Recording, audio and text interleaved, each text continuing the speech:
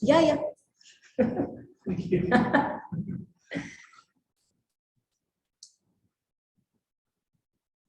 So,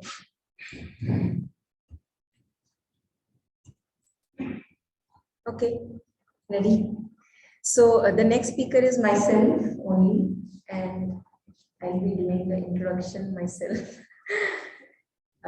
First of all, thank you for the opportunity, James. Although we don't have many live participants this time, but it's beautiful to be in Pondicherry at any moment of year or time. So I feel really blessed for this opportunity. And NAMAH for organizing the events again and again, many workshops, very relevant in pertinent months. For all the people who are here, for the technical helps that we have, Prabhu, Uttam and Mani. And so the topic that we are touching is ease in disease cannot be found without us getting aware of who we truly are. So let us do a very short meditation, if that's okay with everyone. And if you can switch your video on, because it would be nice to see if people are not sleeping. Just kidding. So if you can put your video on, it would be really good. It would be nice to see the faces also. It doesn't matter whether you have taken a bath or not. Just show up. That would be nice. Thank you, everyone. Thank you. Yeah, whoever can comfortably show up would be really good to see you. Thank you so much, everyone. So let us do a short meditation trip, if one can say. And I would just pick up the threads from where Manoj left, talking about rest. So how to rest? And resting is, Mother has said that if we know how to rest well, as Manoj was pointing at, we really can heal ourselves. But we don't know how to rest. So let us close our eyes, if it's okay with everyone. And we close our eyes usually because it gives us less of outer stimulus, kind of brings us within. So let's close our eyes and take 3 deep and long and slow breaths as you want. Inhaling from the nose and exhaling from the mouth. Just settling in yourself.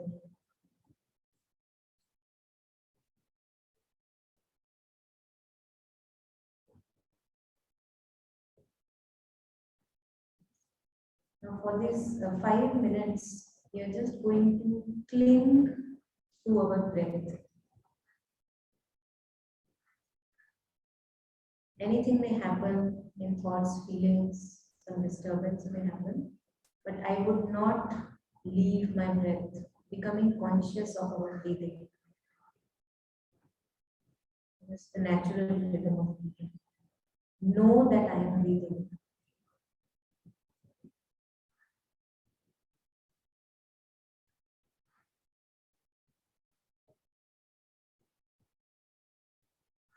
And a thought may come, but I will come back to the breathing again.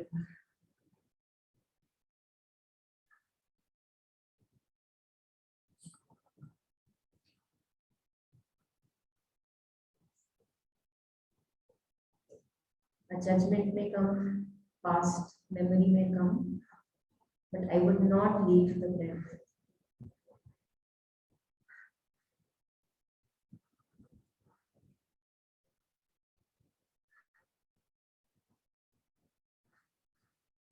And this breathing is happening 24/7,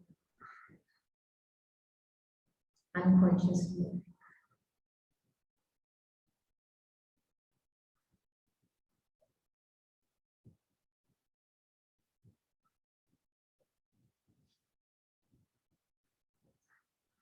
So I am knowing the breathing happening.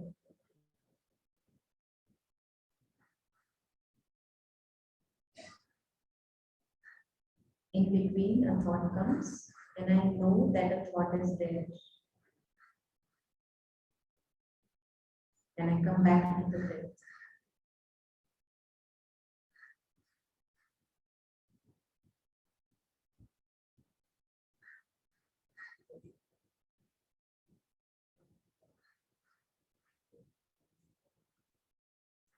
Being okay, consciously breathing.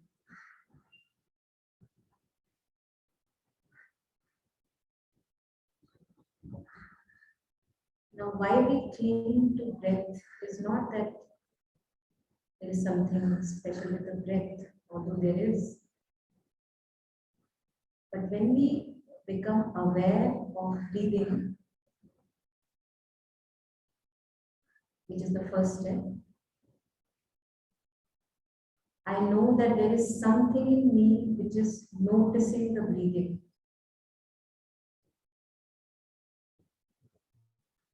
I am the consciousness which knows the breathing. I am the consciousness that knows a bodily sensation.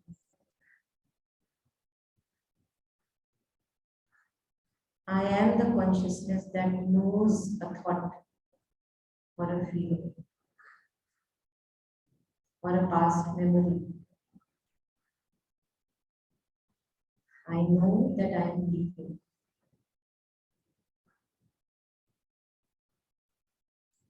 So who am I? I am the knowing.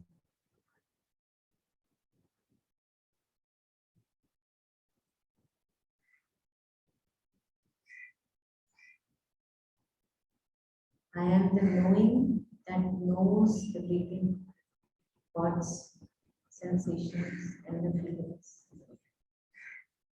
And this is what we also call as consciousness.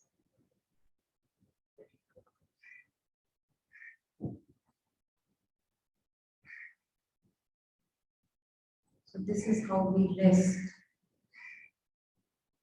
I become first aware of the breathing, and then I rest as awareness itself. Then I rest as the knowing itself, or the consciousness itself. And stretch it for as long as you can, whatever capacity one can.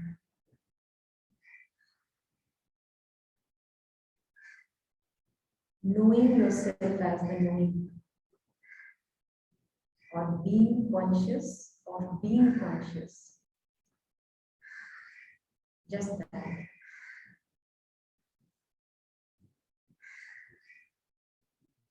So this is how we stretch it and rest. Usually we are resting in thoughts. That's not rest. This is just to give us a small glimpse of what is possible, how we can rest. And it's also correcting a case of mistaken identity, because when I am lost in my thoughts and feelings, I don't know who I am. But when I know myself as the knowing of thoughts and feelings, then I know who I am. And in that there is no suffering. So, just to give you a short glimpse, you can do it at home. You can open your eyes whenever you feel comfortable. At home, you want to do it. And this is something which I've been personally experimenting with, and that's why I kind of share it with you. To rest as consciousness, to rest as the knowing, and not to rest as the thought or a feeling or a sensation. And this is also can be termed as detachment. In other words, when I enter this hall, we are having this program in society hall. I enter this from outside, and the very first moment that I enter, what I notice is the chairs, the tables, people here, I don't not notice the space. When we go into somebody's place, which is, beautiful house somebody has made, we never say that, oh, what a beautiful space you have. We say, oh, what a beautiful bed or a chair or a TV or whatever. And that is how, when we look at our own being, we fail to notice this empty, nirgun consciousness, because it doesn't have any property per se. We notice the thoughts that are there, we notice the feelings that are there. Okay, I am feeling sad, I am feeling sorrowful today, I am feeling pained today. So the whole focus goes on to the content of consciousness. And I miss the space, which is consciousness itself. And when I miss the space, I miss myself. And most of us are missing ourselves. Virtually all of us, we don't know who am I. And we keep on missing. So what we do is we get addicted. So I meet a person, and meeting with the person feels very nice. And usually I don't have that nice feeling with me. And when I leave the person, I remember the person, the feeling that I had with that person. Oh wow, it was so nice. And we all want to feel nice. And we become addicted to the person or a drug or a substance, or we are addicted to our thoughts, all of us. My opinions, my ideas. Why? Because I just don't know how to be with myself. So when we talk of disease and coming back to ease, we cannot miss that we have to correct our mistaken identity. I am not the thought. I am the knowing with I know the thought. I am not the chair or the table. I am the space which holds and allows the chair and the table. And when I say chair and table, it's equivalent to thoughts, feelings, ideas, beliefs. So if I can, instead of attending to all the time this perpetual flow of thoughts, feelings, sensations, if I can put my attention to the empty space or knowing that knows what's going on and not focus on the content, we connect with our intuitive knowing. So the right action takes place. It's not that I become passive. So if I'm not engaging in active thought, it does not mean that I'm not acting. Sri Aurobindo wrote Savitri, and he says that it's not from a thought space that I wrote Savitri. Somebody, asked him that, what do you think, and something like that, and he said that thinking, oh, that I have left far ago, long ago. So he's working from the intuitive and even the higher planes which are accessible to our human mind. But that can only happen if I correct the mistaken identity. So when there is an impulse of anger rising up in me, or an impulse of jealousy rising up in me, and if I can become conscious, oh, here is anger, here is jealousy, and I am the knowing of anger and jealousy, immediately you can disconnect from that vicious flow of thoughts. Immediately. But this requires practice.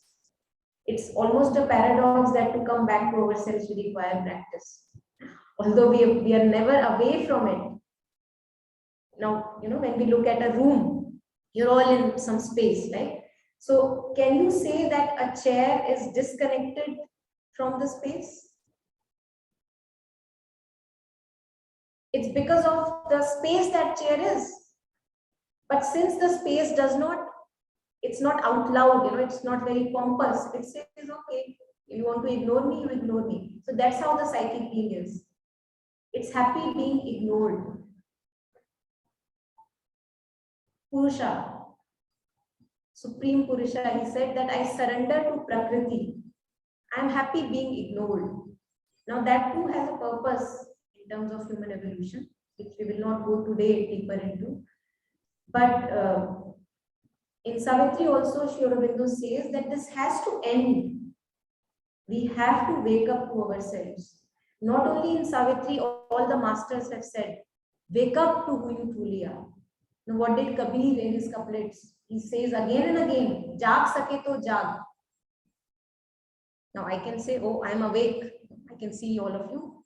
Why am I sleeping? Why do you say I'm sleeping? So I am sleeping when I am not knowing myself as consciousness. I am sleeping when I am lost in thoughts. I am sleeping when I am lost in senses, sense perceptions, and not knowing myself as the knowing of what I see.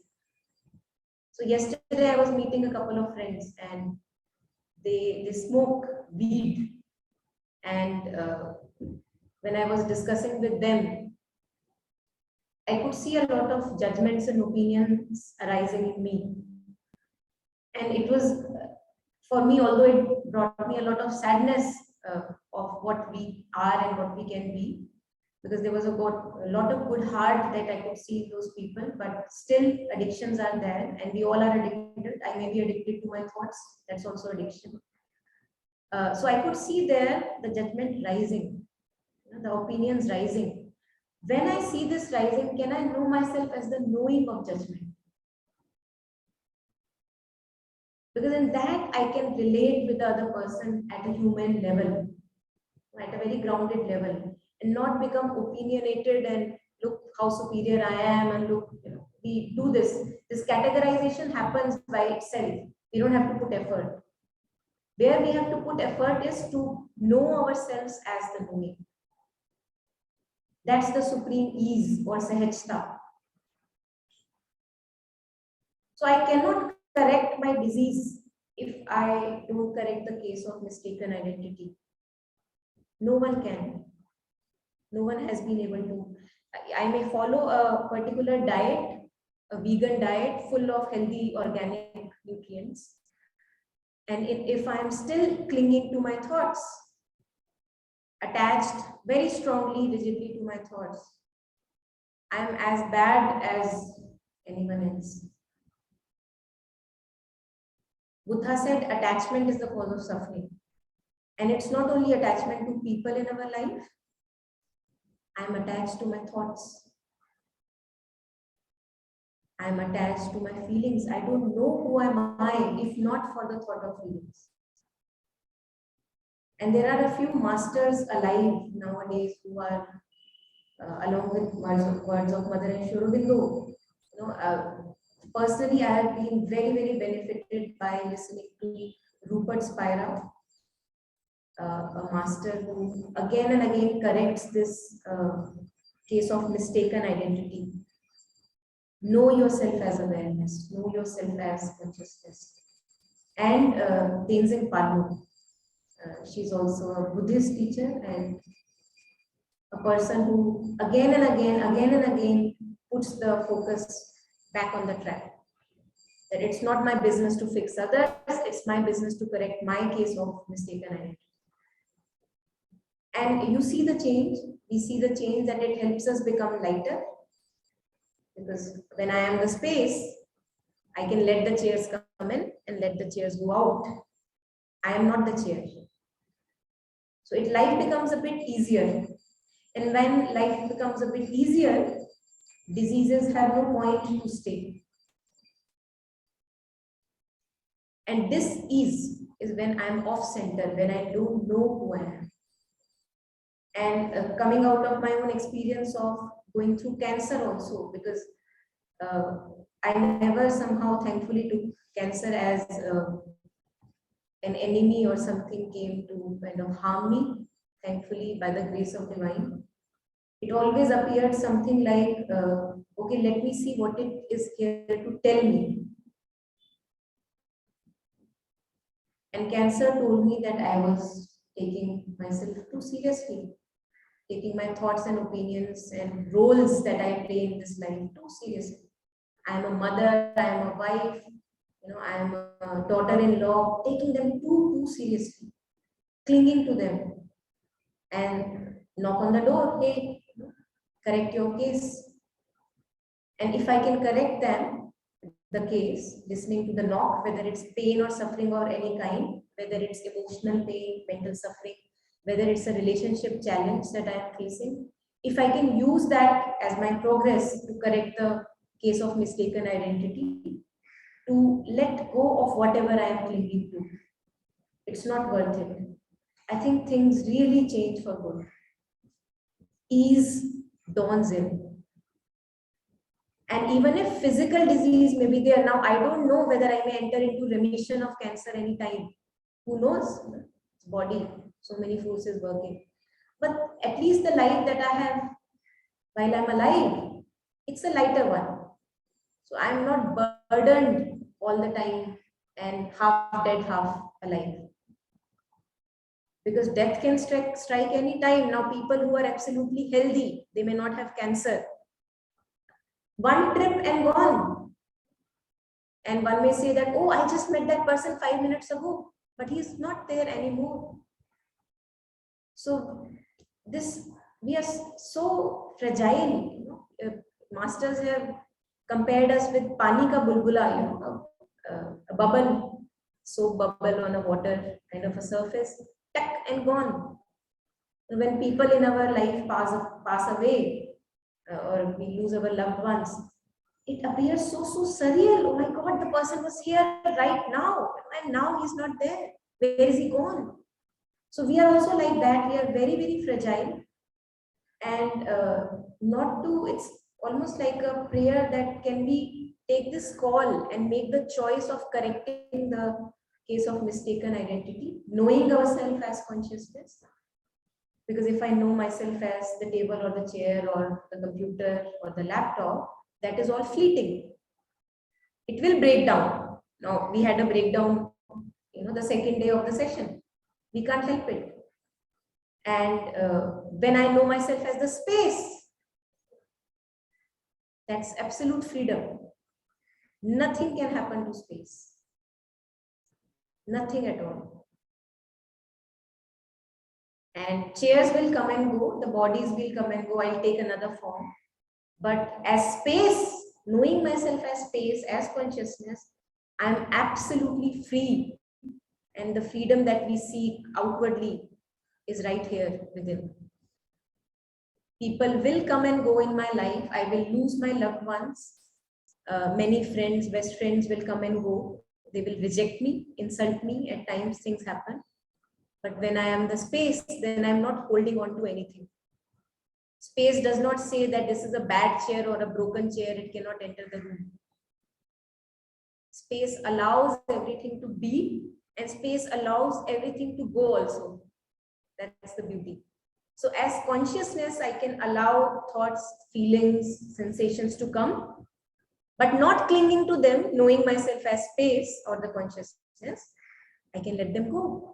Because my sense of identity is not dependent on the thoughts that I am harboring. And this is the state of supreme rest. This is the state of supreme peace, which all the speakers until now have been pointing in their own ways. We cannot have ease.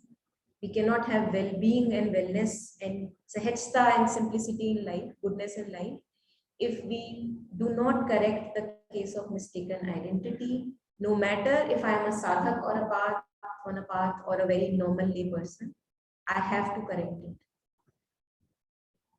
And there are people who have already corrected it, but they don't even know.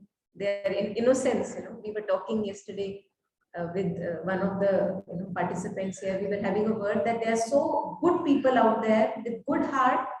They have no idea about psychic being, and they are acting out of their psychic. And we may be very intellectual people here, reading all the books of Mother Sri Aurobindo, and yet clinging to my philosophy, my religion, my cult, or my sect. Nothing has happened.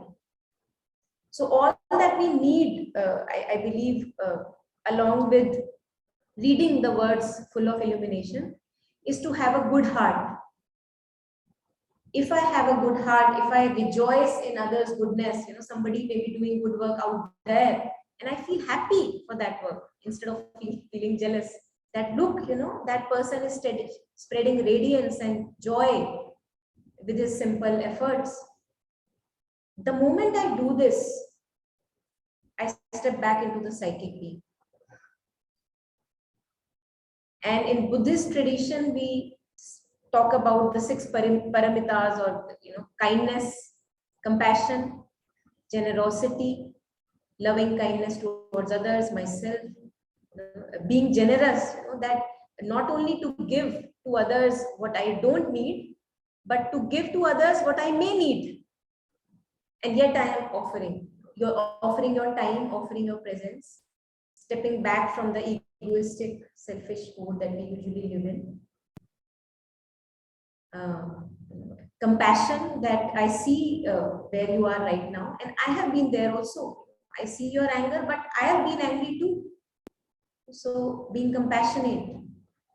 So parallelly, as I do neti of the thoughts, parallelly as I say, I am not the thoughts, not the feelings, not the sensation. I am the knowing of the thoughts, of the feelings, of the sensations. This neti just cannot help. This neti cannot help. So imagine that there is a lot of anger or a jealousy arising. Now I cannot say that I'm not the anger, I'm not the anger, I'm not the jealousy. This won't work. Parallelly, I have to rehabilitate myself. How do we rehabilitate when we are de-addicting? I put myself into good work, whatever is natural for me. So for some person, music may be very natural. So I give time to learning music, honing my skills in music. For some person, art, or maybe taking care of the house, cleaning, mopping, that may serve purpose. So to put effort, whatever comes naturally to me.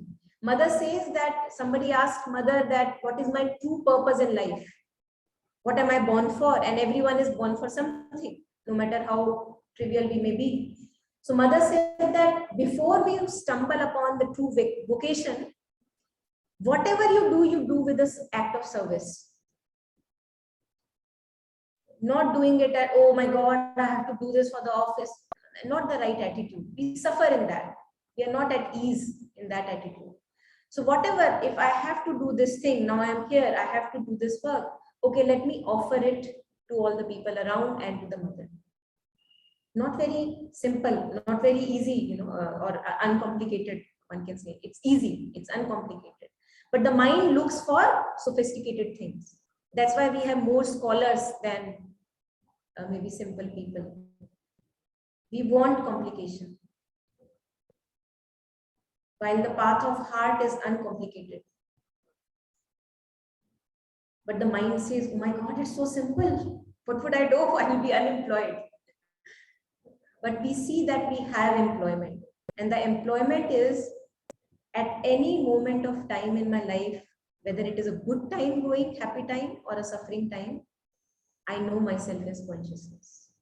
I know myself as the knowing behind the thought, knowing behind the feeling, and not lost in the feeling or thought. And another metaphor that Rupert Spira here uses is that, imagine that you go to watch a movie. Now, when we are watching a movie, all my attention is the landscape that is appearing on the screen. Oh, beautiful landscape, beautiful designs, whatever. Now, if I go closer, that's why we call it as a dream illusion, the world. The more I go closer to the screen, I see that there is no tree there. There is only the screen. So the more I go closer to thoughts, feelings, and check out their substance, I see that there is only consciousness. That's why we say there is only the divine. And physics has also proved to a large extent that if I go closer to a mic or anything that appears solid, it's not solid. It's just our senses that make it appear solid.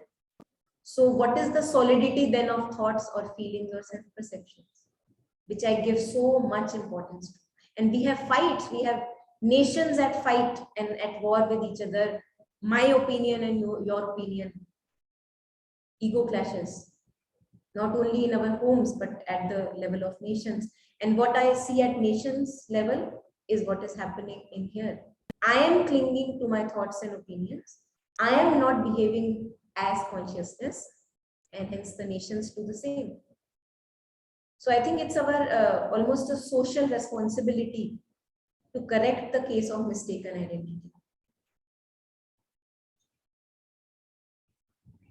To know myself as the knowing. It's very simple yet absolutely difficult at the same time. The paradox of truth. You sit for 5 minutes, stay with the breath, and stay knowingly as who am I? I am this awareness that moves. See how long that you can do it. After 2 minutes, you will be looking at your watch. That's how our status is. That's why we call it monkey mind. And I personally feel that how I can do it is now, kind of stretch it is, I see that I have suffered enough buying into all those thoughts. So if you have not suffered enough, if you think you will get something really precious in your thoughts, go ahead, bang your head on the wall. But for you, it's not a wall yet. For me, personally, I'm sharing since my own experiences, for me, it had become a wall. I suffered so heavily buying into my thoughts and opinions that now I don't want to do it anymore. And that's why Kabir in one of the couplets says that Daudat daudat daudiya, jahan lagi man ki daud thake man sthir bhaya, to vastu thor ki thor. So he says, I ran and ran and ran in every direction that I wanted to. We run this opinion, this judgment, that judgment. But when I was tired of running, and we are empty-handed, all of us attending this or listening to this later, we are empty-handed running after our opinions and ideas. So after I had ran enough, after my opinions, ideas, judgments, and thoughts, I realized that I'm still empty-handed. So I became tired. And in that tiredness, when I sat, I realized that what I was looking for outside, which is lasting peace and happiness, was right here with me. But I am seeing more and more that the running is important. I cannot convince anyone to stop running. So if one has not ran enough, if I feel that running to that place or coming to Pondicherry or Aurobindo will give me peace, go to Pondicherry and Aurobindo and see that non-peace can exist anywhere. Stepping out from Mother Samadhi, there are people standing there. I can be next to the Samadhi with absolute full of jealousy, anger, resentment against people. So the outer place has an effect. Definitely it has a charged effect. But unless I correct within, I cannot reach anywhere. And living in Alipur jail, Sri Aurobindo has darshan of Shri Krishna. Not in any ashram, and he says Alipur jail has his own ashram. That was my ashram. So we can be a mobile ashram. We go anywhere and we do not leave the clinging to our breath, and hence coming back to our knowingly knowing ourselves as consciousness and detaching from clinging, excessive clinging to our thoughts, ideas, and opinions, which really, really take us down, such down that we enter depression and we commit suicides. It can become really very serious. The solidity that we give to thoughts. So whenever something is rising, you become uneasy. How I use it is that the moment I become uneasy, I ask myself, okay, what am I clinging to right now? And in that moment, I check and I see that I am clinging to some or the other opinion in my head. I'm clinging to some or the other thought which is making me uneasy. Drop it. Stay with your breath. Know yourself as the knowing of that opinion. And it's okay to be nobody. It's okay to be wrong. We don't have to prove or explain ourselves to anyone. Because in proving, we drain a lot of energy. So it's absolute inner freedom to not prove ourselves right to anyone anyone at all, not to even our own selves, and to just do our work, which is clinging to ourselves as consciousness, knowing ourselves as consciousness. Mother says here, there's this new magazine, All India magazine, that has come. She says a vast majority of humanity is unconscious, and then she explains what she means by unconsciousness: not consciously in contact with consciousness. I am consciousness all the time, but I don't know that I am. I am a king all the time, but I live like a beggar. So what's the point of all the treasure? So she's saying that to become consciously consciousness. When we see a thought, when I see a feeling, I see the thought, I see the feeling, I notice the content. So all the time, 24/7, I am consciousness. That's how I know a thought. That's how I know a feeling. But I don't know myself as consciousness. So this thing, I believe, have to be, and that is the effort we have to put. That is what we call tapasya and sadhana. That again and again, the sway of external situations is so heavy. And when I call external situations, our thoughts and feelings are also external. So the body sensations are also external. Only consciousness is intimate and internal. So the moment a thought comes, I immediately lose the consciousness. I'm not knowing myself as consciousness. I'm lost in the thought, the forest of thought, as Kabir says. And I'm stuck and I'm entangled. Disease enters in my life. So can we take this charge, one can say responsibility, of whenever I sense a sense of discomfort or unease within myself, I will notice what am I clinging to right now. And it's not a very difficult game. Mother says that the whole process is traveling from desire soul to the true soul. What are the properties of desire soul? It is sticky in nature, like honey. It sticks to everything. So am I sticking to a person today? Am I sticking to my own opinion today? Am I sticking to a judgment about somebody I love, or I don't know, maybe hate? Am I sticking to my own opinion of myself? And the moment I become aware of this sticking, I can say, I am not that opinion. Know myself as the knowing of that opinion. And we step into the true soul immediately. It can happen immediately. We don't need very long. In one moment, either I am the desire soul or I am the true soul. Every moment we have this choice. We don't have to wait for eternity for this transformation to happen. In one moment, if I am clinging, I am the desire soul. Ego, the limited conceptual mind. And in one moment, when I see the clinging and know myself as the seeing of the clinging, I am the true self.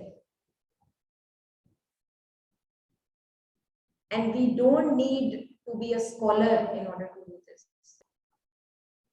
I may not have read any word of Mother and Sri Aurobindo, and I may be practicing living from the true self, unaware of it. Yesterday, I think there was a lady here. We have photos of Mother and Sri Aurobindo here, and she was an Amma. Maybe she lives on streets, what appeared like. And she came very silently, had 3 flowers in hand, and she kept the flowers, did her pranam, and went away, very joyous. Now, devotion, bhakti, selflessness, having faith in something higher than us. It doesn't need any, and with the appearance, she did not appear to be an educated or a literate person. So with more knowledge, there is also a tendency in us to become more rigid, solid in our ideas. Kabir says, "Pothi pad pad jag mua, pandit gaya na koi, dhai aakhar prem ke pade su pandit hue." So he says, you read so much of literature, scriptures, books all around, But I don't call you a true scholar until you get a little bit of spark of love. Psychic being is love. Love for my own self, kindness for my own self, and kindness for whoever I meet, kindness for my so-called enemies and people who are in opposition to me. It's quite simple. We don't have to make it so complicated. So coming back to ease is not complicated. It does not require many methods or tools. Just pick whatever resonates with you. And I think we have to stick to it. Need a discipline. So if I am now knowing myself as more and more consciousness, I am making a promise to myself that every day for 5 minutes, every 4 hours, I will sit. Sitting is required in the beginning and later on also. I'll sit and know myself as the knowing of whatever goes on in me. 5 minutes, 3 times a day. But don't lose that wherever you are. Pondicherry, Aurobindo, Delhi, Gurgaon, doesn't matter. We can do it traveling also. But if I do it only once, 1 hour I sat for 1 day and for the rest of the 7 days I have no idea, then there is no chance. So we need to put effort in if we really want ease and well-being in our life. And ease and well-being, as other speakers also have shared, cannot be gotten, no matter how healthy a diet I may be having, if I'm not correcting the case of mistaken identity. I have to know who I truly am. It's something which is my birthright. I am the king. I don't have to live like a beggar. We are all the kings. So let me just read something before I open for discussion. Yeah, another something from Kabir. He says, "Pani mein mean pyasi." He says, "A fish in the water is thirsty." Now that's our delusion. We are dripping wet in consciousness, and we are all looking. And he's laughing. Kabir says, "I laugh at it." That 24/7 you are dripping wet of the divine consciousness, because that's how you see a thought or feeling. How you see, because you have that scene, but you miss the scene and you are thirsty. So he says, "Pani mein mean pyasi," a fish in the water is thirsty, and I laugh at it. So Kabir may laugh, but we cry. So let me read something from Savitri here. Again, this is from the All India magazine, which I just picked up from where I'm staying here. Page number 53, Savitri. Those of us who want to close our eyes and listen may do that. The outward and the immediate are our field. The dead past is our background and support. Mind keeps the soul prisoner. When we say mind, it's thoughts. You need to know that. Mind keeps the soul prisoner. We are slaves to our acts. We cannot free our gaze to reach wisdom's sun. And why we cannot free? Because I'm all the time entangled with thoughts. Inheritor of the brief animal mind, man, still a child in nature's mighty hands. In the succession of the moments lives, to a changing present is his narrow right. When I live as thought or feeling, I'm limited to every moment, very narrow limit. His memory stares back at a phantom past, a past which is not solid. I give it a solidity when I think about it. To a changing present is his narrow right. His memory stares back at a phantom past. The future flees before him as he moves. I keep on missing every opportunity, being in the thought. The future flees before him as he moves. He sees imagined garments, not a face. And the imagined garments are, one way of saying it is my opinions, images, thoughts, perceptions through senses. Armed with a limited precarious strength, he saves his fruits of work from adverse chance. So whatever name or fame I have collected, may it not go away. He's trying to save it. A struggling in ignorance is his wisdom's name. He waits to see the consequence of his acts. He waits to weigh the certitude of his thoughts. He knows not what he shall achieve or when. He knows not whether at last he shall survive or end like the mastodon and the sloth and perish from the earth where he was the king. He is ignorant of the meaning of his life. He is ignorant of his high and splendid fate. And when he says he, just translated to me, I am ignorant of the meaning of my life. I am ignorant of my own high and splendid fate. And I think it's our responsibility now to wake up to our treasure and stop living like a beggar when we can live as a king. Our high splendid fate. And it's not in far-fetched future that is going to arrive. It's every moment that I have the choice. Whether to live from the sticky self, the desire self, or whether to see the sticky character and to know myself as the seen and to live from that consciousness. And that's where ease lies, that's where well-being lies. Whether I may be physically in pain or not. Many masters have been physically in pain, but they have not been suffering. So, yeah, there are many things which we can talk, but I think this is enough. And Sri Aurobindo also says, cast away thought from thee, cast away the sense, the veil of sense. We have to continually cast away the thought, cling to the breath, know myself as the awareness of the breath. One way of doing it. So I'll pause here and take up reflections or some additions anyone wants to share. Yeah, anything from here?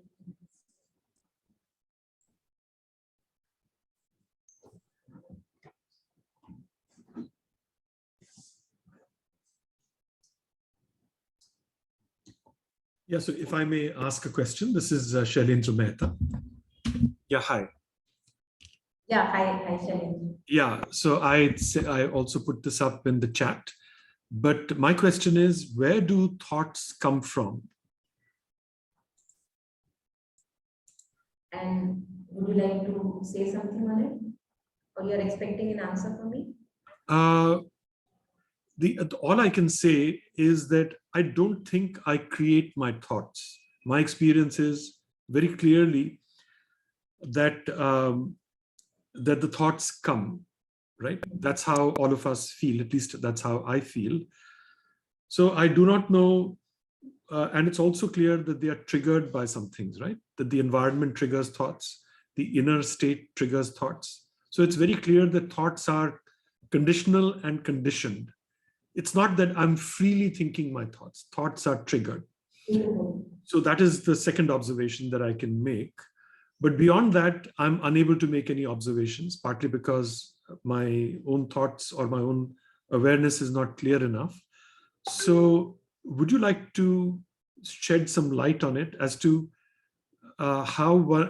is it possible to really be in control of our thoughts, in the sense to be able to direct our thoughts and so on? Because there are, I don't want to raise that topic, but it's not even clear to me that we have any autonomy in the matter. So how do we become autonomous in terms of our thoughts? You briefly touched upon the fact that Sri Aurobindo talks about going beyond the level of thoughts to the level of intuition and accessing thoughts directly from there. So that is all I can possibly say, and I would love to get your guidance on how to think about, well, I don't know, maybe I'm chasing, this is a dog chasing its tail, how to think about it more deeply. So you are right, Shailendra. I think it's a beautiful observation that we don't have a choice with the thoughts. They just come and we are lost in it. And everyone has a thought pattern. Each one has a unique thought pattern. And Sri Aurobindo in Savitri says that we are stuck in grooves, like a CD moves in grooves, it cannot help but move grooves. And we are also stuck in grooves of those thought patterns, tendencies, which are coming from lifetimes of us being here. That's what we call vikaras or samskaras. Samskaras, yes. So it's a beautiful observation in itself to know that I am stuck in thought patterns and I have no choice. I have no freedom. That itself is a baby step, I would say, ahead for me. And to see that I may say that I am a free individual, but I am not free. Hence, since because I am not free in thoughts, I don't have a power there as for now. Mother and Sri Aurobindo have really touched this in detail. There is a little compilation called Powers Within by A.S. Dalal. I don't know if you're aware of that. I'm aware of it, yes. Are you aware? Yes. Yes. So in Powers Within, Mother shares the power of thought and the power of imagination. But I cannot use it as a power unless I am used by it as tendencies or patterns. And that's what we are trying to do here with our whatever little practice that we are doing at individual level, to become aware that I am stuck in patterns, hence to detach from it, to touch the level of knowingly knowing myself as consciousness. And hence, whenever a pattern appears, I am not a puppet to it, rather than I can step back from the pattern. So this is one step. And Mother says that you can exercise power of thought. We may have a little bit of choice here, although I understand what you are saying. We don't have really much choice. They just come. And where they come from, it would be better if we read directly Mother and Sri Aurobindo's words.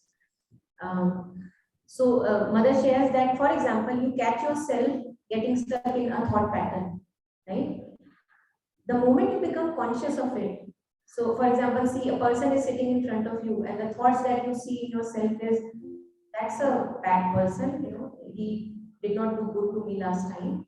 And the moment you see this pattern, you change it. That's what Mother suggests.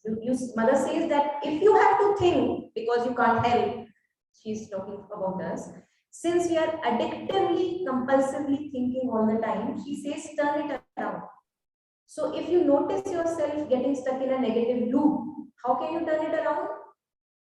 Say about that person will become a good person. There is a higher power that is operating. I don't know about the ways of the higher power.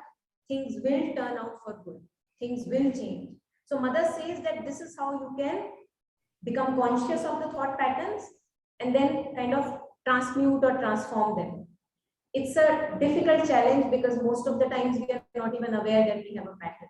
But those of us who want to do this, and personally I've had my own experience that this can be done.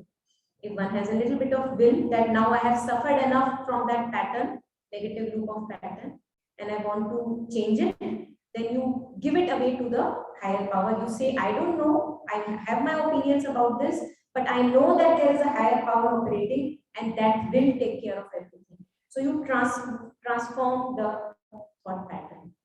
That's what is coming to me at the moment. Thank you. Yeah, thank you. Yes, you have. Please share. The analogy of fish being in the water and being thirsty is something that was shared by Ramana Maharshi. And he said, oh, it's not the fish that's thirsty. The river is also saying that it's thirsty. So in fact, we are conscious with ourselves and we cry for being thirsty. Yes, that's the part I wanted to share. The second, today I was late because I was uneasy. I was really thinking that I would get late, and therefore I started panicking. And I realized when you said when you're uneasy, just figure out what are you feeling on. I think it's a very easy practical methodology technology. I was feeding on IB8. And because I was feeding on that, I continued to become late. I was going around circles and circles. I was a fixture for 5 minutes and a 25 minutes fixture. Right? So the point is, very good technique to be get away from being in this. The question that I had actually was, when you want to be aware of the breath, and whenever I've done a several times in the past, when my awareness goes to the breath, I start breathing, and breathing becomes more voluntary. It's not an involuntary breath. So generally, when somebody says, "What's your natural breath?" it stops being natural when I change my focus. So does it mean that I still need to work towards constantly looking at my breath to the extent that my breath becomes involuntary? At the same time, I'm able to observe the breath. I'm lost there. Yeah. So this happens whenever we sit for meditation and we begin to watch our thoughts. In the beginning, it happens that there are no thoughts, as if people are hiding, little worms, and they're hidden behind the stones. So that happens, that the breathing becomes voluntary rather than involuntary. And that is completely okay, because the idea here is not something special about the breath. So whether it is involuntary, voluntary, don't focus on that much. Slowly, if you sit long enough, it will take its own natural rhythm. And if it wants to stop for a moment, that's how it is. The idea is to become conscious of the consciousness looking at the breath. And breath is just a tool. Breath is the thread linking consciousness to the body. That's the idea. So don't bother about the pattern of the breath, because the mind can get lost there. Like, oh my God, it's not my natural breath. Is it my natural breath? Oh, this doesn't appear very rhythmic. So all kinds of thoughts appear, and we don't need to get lost in thoughts. It's just another trick of limited mind to get lost, because we love to get lost.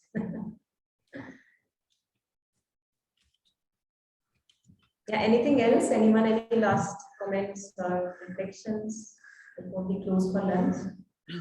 Secret, yes. Hello, Monica. Thank you.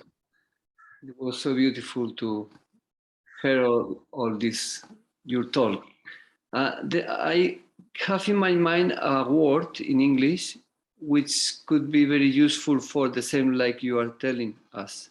Awareness. Awareness, I think, catch the meaning. Because ness is to be in presence of what you are aware of. Awareness. And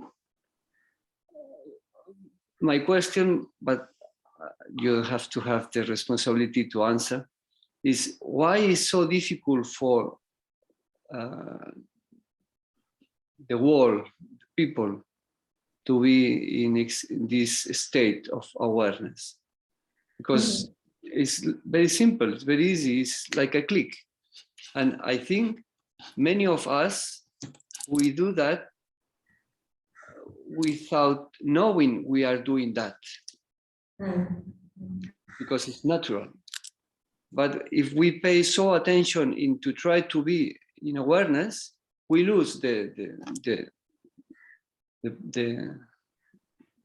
moment. We lose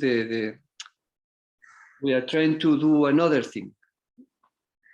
Yeah. It's overact to action.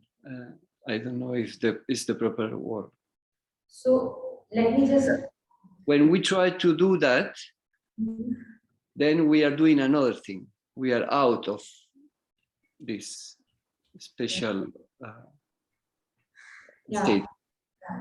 Thank There you. has to be a balance. I agree, there has to be a balance, because Mother also has many points. Mother and Buddhist teachings also say that if you put too much effort, then you lose it. And if you put too little effort, again you have lost it, because you have become the tendency or the impulse or the anger or jealousy. So there has to be a balance, which has to be an individual balance that has to be found. Not too much, not too little. And that's why we have practitioners practicing for years in caves, forests, and solitude to achieve the right balance. But the effort needs to be put, because if we do not put effort, we are tendency or the impulse or the thought pattern or the emotion pattern. So I have to put effort in order to know myself as the knowing. This effort is needed. And the other thing, if I understood correctly, was why is it so difficult? Why is it not a natural state of our being, knowing ourselves as consciousness? Why? Because the journey is like that. Mother says the soul's plunged into the adventure that, okay, let me forget myself and then I will find myself. So it's fun. Not for us who is suffering, but for the one for whom the play happens. The ego suffers, but the divine has the delight of plunging into the darkness and then finding its way towards the light. And we all have our little experiences where when we have plunged into the darkness and when we have come out, it's joy. You know, when we are meeting a loved one after a long period of time, after lockdown or something, it's joy. So that separation makes kind of experience this joy possible. And somehow I feel that this is our path. So we don't have to be scared of the darkness, because the path is from darkness to light. The path is from unconscious to consciousness. So don't be ashamed that I'm unconscious, oh my God, too bad. Because that's how the journey is. That's what the adventure of consciousness is. But we don't have to stop at unconsciousness. We have to go on. We have to go on. Yeah. As Mother says, ever forward and forward and forward. So there is no end to this journey, thankfully. We are forever employed. Yeah. Is that resonating with what you asked? Okay. Yeah. It's like when you see your sons playing or maybe fighting between them, it's like okay, let them play. Exactly. Let them play the game. Yes. Yeah. Yeah. So this last one thing. People who want to leave may please leave. I think we have gotten over the time a bit. Sorry for that. Yes.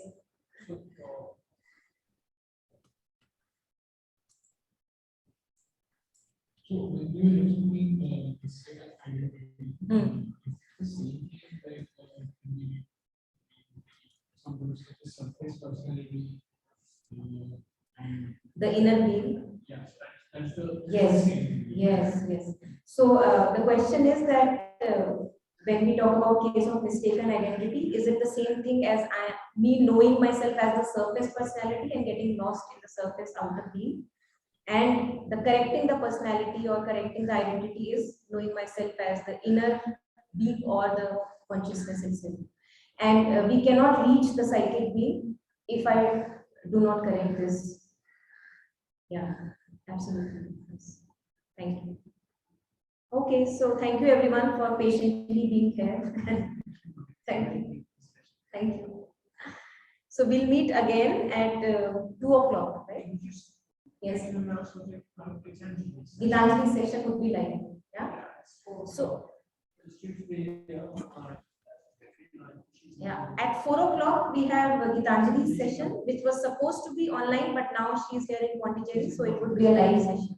4 o'clock. Yeah.